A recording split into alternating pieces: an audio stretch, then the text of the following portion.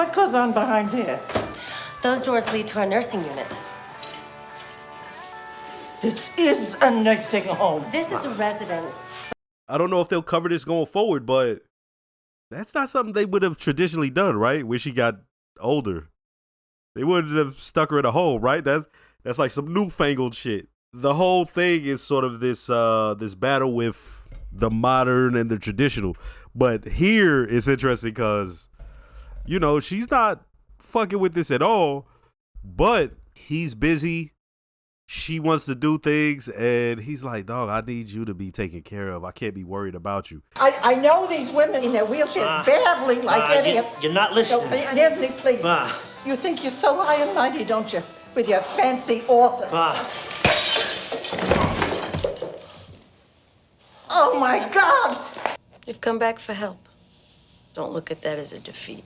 Oh, she's part of that generation that grew up during the Depression. But the Depression to her was a trip to Six Flags. There's that D word again. Now that my father's dead, he's a saint. When he was alive, nothing. My dad was tough. He ran his own crew. Guy like that, and my mother wore him down to a little nub. Not getting any satisfaction from my work either. Why? All because of Rico. Is he your brother? No, the Rico statutes. Oh, of course. Is he You read your the papers? brother? Do you have any qualms about how you actually make a living? I find I have to be the sad clown. Used to be a guy got pinched, he took his prison job no matter what. Nowadays, no values. Guys today have no room for the penal experience.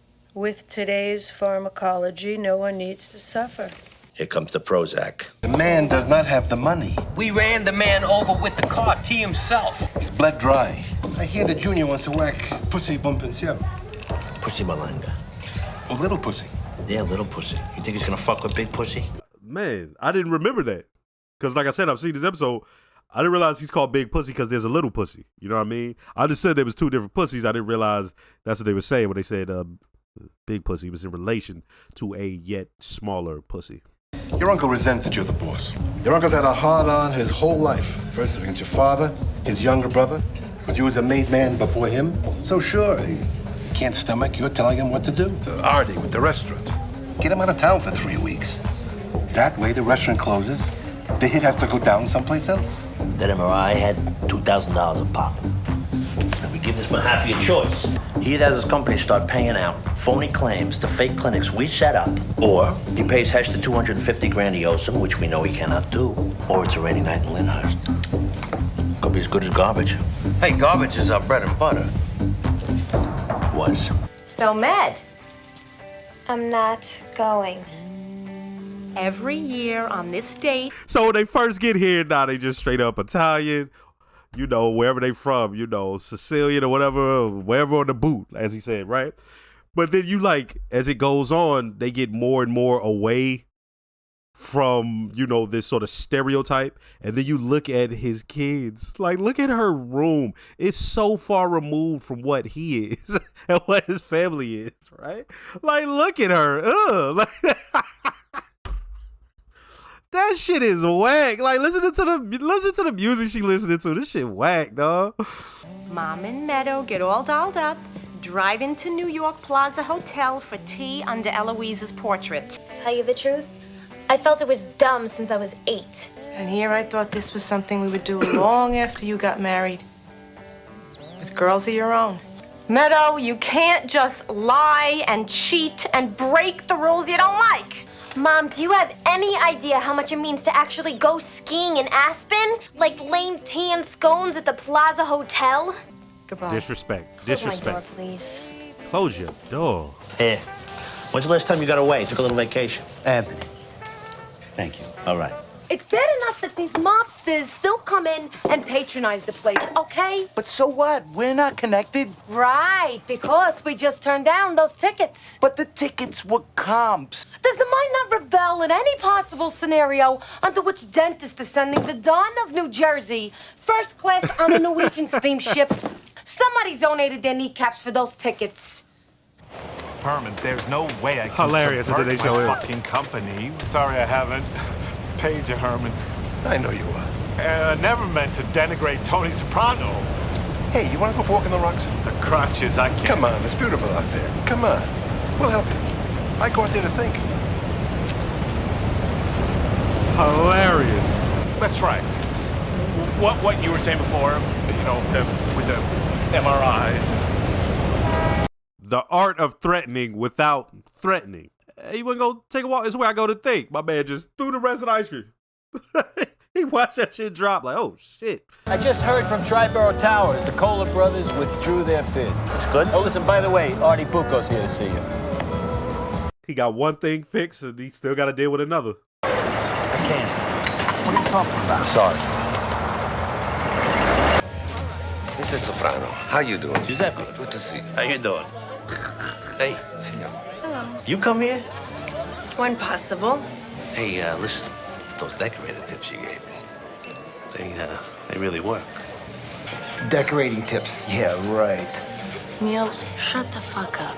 I know. Borglund, they're setting up your Please table shut right the now. fuck up. Shut your dumb ass up. Whoa. Who was that woman tonight at the restaurant? Stu guys, how about that? I know there is something more intimate between you and her. Nothing intimate, we just talked. Mr. Soprano, buonasera. Months we don't see you. Where you been? Signora Carmela. You've been in good spirits the last couple days. Carmela. Something I gotta forgive me. confess. What are you doing? Getting my wine in position to throw in your damn face. You're always with the drama. I'm on Prozac. I've been seeing a therapist. Oh my God. Well, them cufflinks I is think that's fire. great.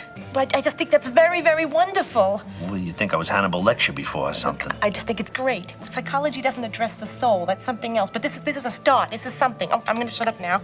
And you're the only person on this planet that I'm completely and totally honest with. Oh, please. The wrong person finds out about this and I get a steel jacket and antidepressant right in the back of the head. I didn't realize you were so unhappy. I'm like, bitch, you ain't see me with them ducks? I don't know, I just feel like lately my life's out of balance. My own daughter hates me. She'll come back to you. So it's gonna go down soon. Don't worry about it. I got a way to put her right to bed. So, when do you need this body? Right away. I think I can get a party like that together. Don't you think it's totally out there? I mean, my Aspen trip. What is she thinking? Dad? She giving it a shot. She giving it a shot. I mean, what is she thinking? I mean, right, Dad? Huh? You know, your mother thinks you have the capacity to be a top student. And I agree. What do you guys want? Perfection? Your great-grandfather and his brother Frank, they built this place. Big whoop. Stone and marble Big workers. whoop. They came over here from Italy. They didn't design it, but they knew how to build it. Go out now and find me 2 guys that can put decent grata on your bathtub.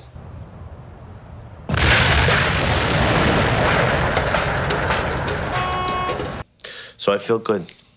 So I don't know if I'm going to be needing to come back. It's not the Prozac. Prozac takes several weeks to build up effective levels in the blood. Well, what is it then? Coming here, talking. I had a dream last night. My belly button was a Phillips head screw, and I'm working on unscrewing it. And when I get it unscrewed, my penis falls off. You know, I'm holding it up, and this bird swoops down, and grabs it in its beak, and flies off with it.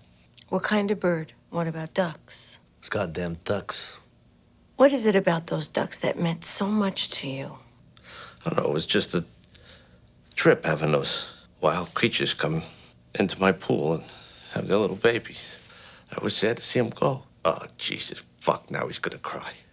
First episode they have of goddamn When Don. the ducks gave birth to those babies, they became Crying. a family. Wait, is he a Don? You're right, a connection. I'm afraid I'm gonna lose my family. Like I lost the ducks. That's what I'm full of dread about. What are you so afraid's going to happen? I don't know. Look at it this way, you collect the insurance, that's all. Arthur, you gotta say to yourself, it could have been worse. Arthur's fucking hilarious, sitting there surrounded by a full crew of goddamn gangsters, and he's over there just spilling his guts. And they're talking to him, and his goofy ass just like, damn, man, it is fucked up. But maybe the insurance could help. Like, shut your dumb ass up. It was them, you son of a bitch. Your wife is right. You're a fucking idiot. Suppose people stop coming to the restaurant. You ever think of that? I don't know. I don't know what the fuck. But why would people stop coming to the restaurant? It's just starting to catch on. Talking helps. That's right. That's right, he's right. I'll always help you. Come on. Come on. Go cook. Hey, let him cook. You'll feel better. You Go see ahead. how he always, the one thing you'll notice about this episode is he's dealing with one problem, and there's always another problem right there at that same moment that he has to go deal with. Enough of this shit. What's wrong with you? You know, a simple way to go, Chris, on the Triborough Towers contract would have been nice. That's it.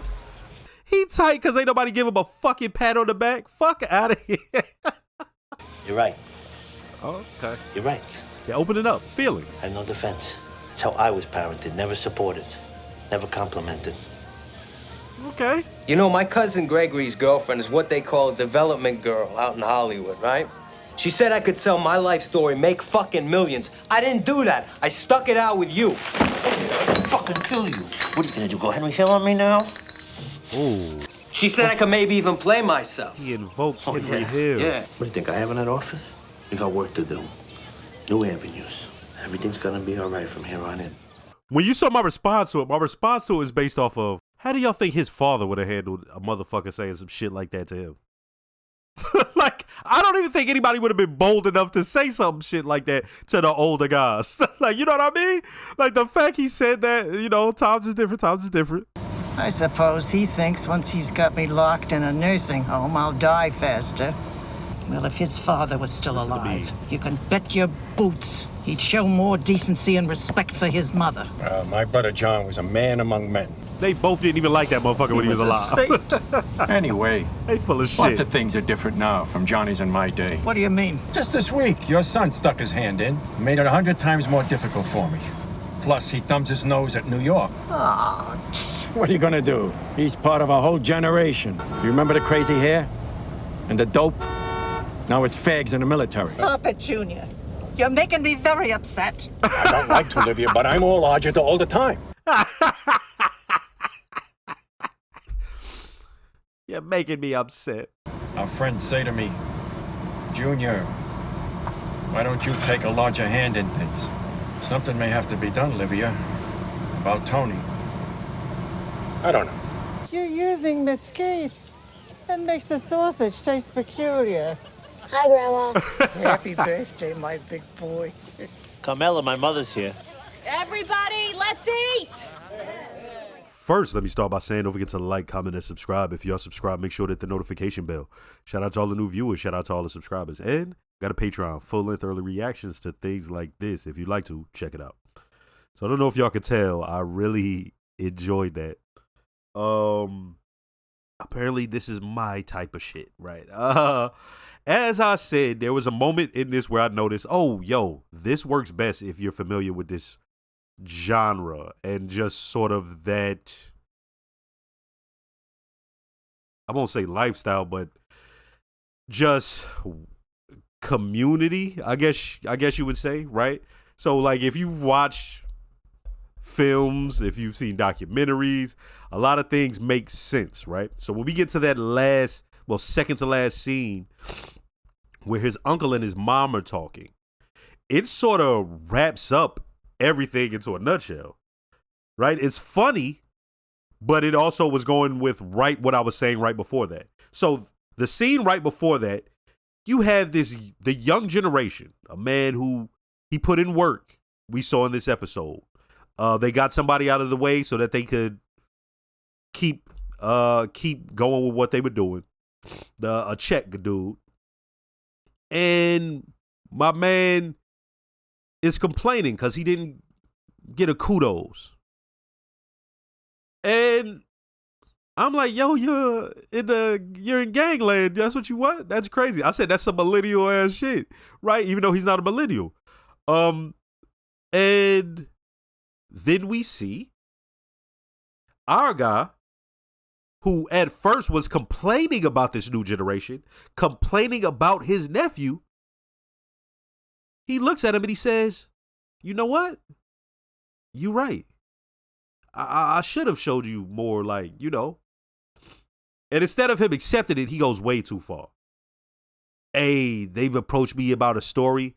And my man, as I said, he invoked the name Henry Hill. If y'all know Goodfellas, that's a true fucking story. Like he's passed away now, if I remember. But there was a moment where he just came out of protection and everything. He was just giving interviews and all that shit. And but Goodfellas is a great film. But you could, I would imagine when he sees that film, Tony, he spits on the fucking fucking Henry Hill, right? And he's like, this is something he talked about while he was talking to the therapist. He says, yo, these guys, they don't know how to keep their fucking mouth shut. Times are different. But you see him sort of almost changing. One episode, he's coming into it. But this new generation can't help itself. So he keeps going. But he settles down and he goes, look, we got business. More things are coming in. You'll be able to move up. You know what I mean? And it was, excuse me, the congestion. It was dope to see 3 generations dealing with each other. And in the middle, you have Tony, who at once looks back fondly on the days where his pops was in charge, even though his pops had to deal with his grandma. With his wife. I said his grandma, Tony's mother. He had to deal with his uncle who was hating because his dad got made first.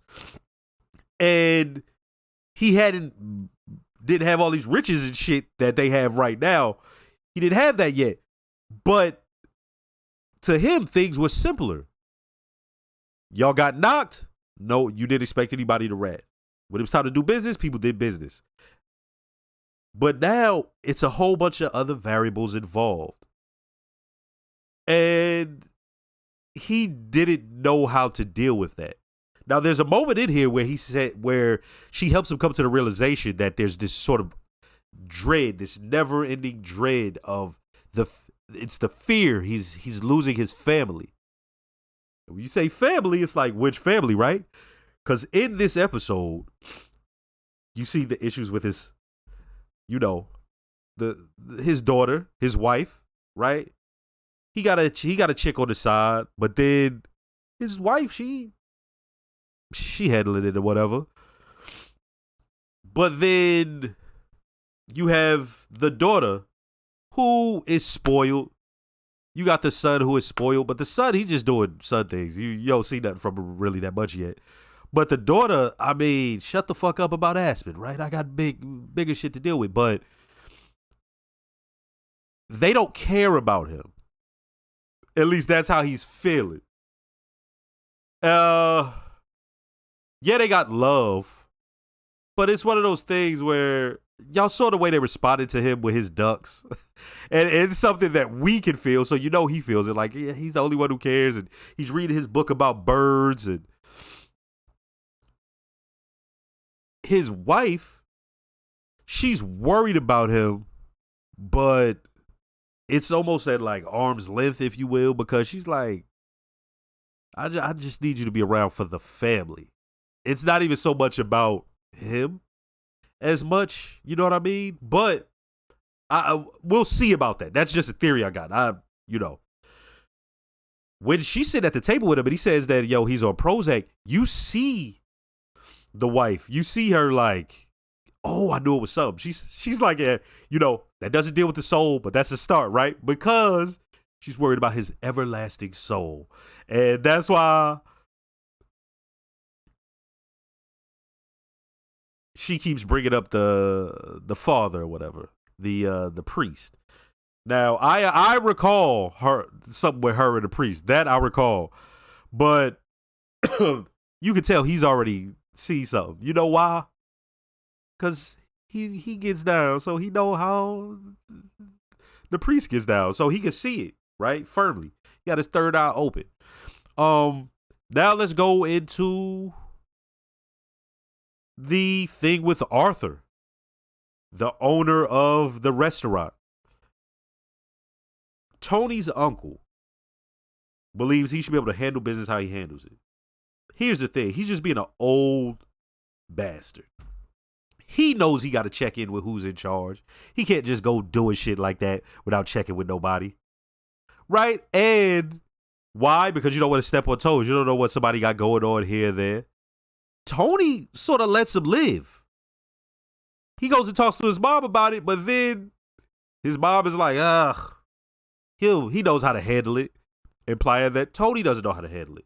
So not only is he getting the issues from the younger generation, his nephew, but then the older generation doesn't see him. They see him as inept. They haven't outright said it yet. It hasn't just outright been said. Well, no. It has. The uncle said it. He threatened him in the car. He's like, "Hey, we may have to handle him." And the mom just looks away. You know why she looked away? She know what the business is, and she'll talk about the sort of outskirts of the business, but she's not gonna get fully involved. So she knows what that means. So she just looked like, oh, right? But Arthur, the way they tried to deal with him at first was go talk to the uncle. And the uncle's like, fuck out of here. I don't give a fuck if you run this whole place. You don't control me. And it's like, no, that's actually what that means. Is I do run you, right? Then we attempt to get him out of here. Get him on a cruise. Now, of course, the wife. We saw her early on looking at Tony and them. Excuse me. Ooh. We see her looking at Tony and them, and she was skeptical from the beginning. Arthur is goofy as hell. He's like, oh no, that's my friend from elementary school, right? Now these tickets were comped. And she's like, are you fucking stupid, right? Which is cool if he wanted to take it, but the fact he's so goofy is hilarious, right? So of course she's going to be that way. She's like, no, we're not taking it. Why? Because you're in bed with him. What she didn't understand was no matter what, if they want you in bed with them, you're going to be there. So now they blow up the restaurant so that way, as he said, collect insurance money. They may reopen it, but people are still going to be coming to the restaurant. It won't be seen as just this dead zone. It's off limits. It's gangland. And he's sobbing, right? But Tony talks to him, and you see that hug, and that hug was almost like this thing of it's a deal with the devil, whether he knew it or not. Okay. There was something that I just found very sort of interesting about this, in that for the first episode, this guy, he's a tough guy. We see him whoop some ass, and we're going to get to that whole HMO thing. We see him whooping some ass, and he is so vulnerable in this, though. You see him crying. You see him come to some realizations. He's put on Prozac. This is all the first episode. He's put on Prozac. And he really is trying to get better. And she's killing it. I mean, she breaking him down. All she doing is asking the question, well, what do you think about that? Well, how do you feel? Oh, I'm not at liberty to say, but if you would like to, you know what I mean? She's on that, she got that smooth talk.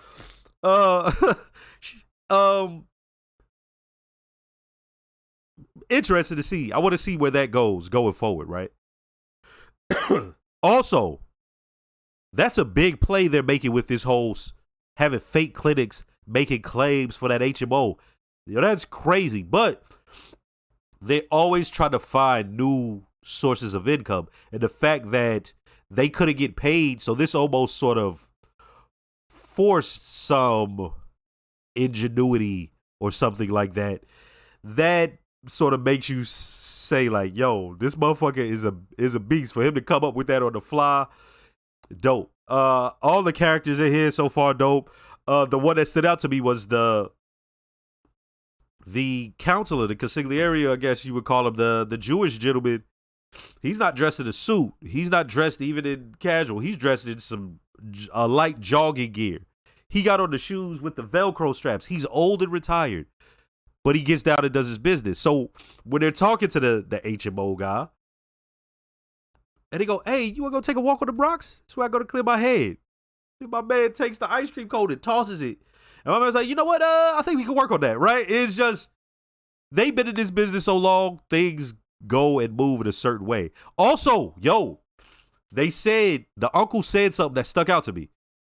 Oh, he doesn't insinuate, he says that Tony doesn't really have respect for New York. And we know how that goes with the families there. I want to see if they get into that, right? I want to see how crazy that gets. But hey, man, a dope ass first episode. As y'all can tell, I was enjoying this. Yeah, next episode.